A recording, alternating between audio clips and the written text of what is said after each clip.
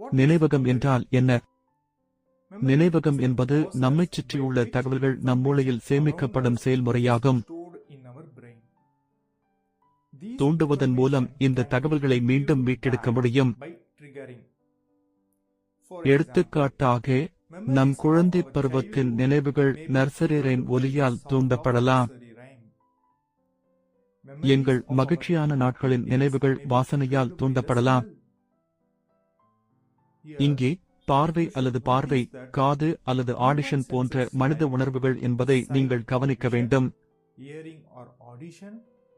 வாசனை அல்லது ஓல்பாக்ஷன், சுவை அல்லது விரிசல், தொடுதல் அல்லது பிரசங்கம் உங்கள் நினைவுகளை தூண்ட உதவுகிறது.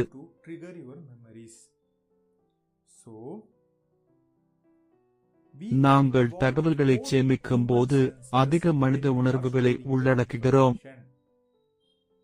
எனவே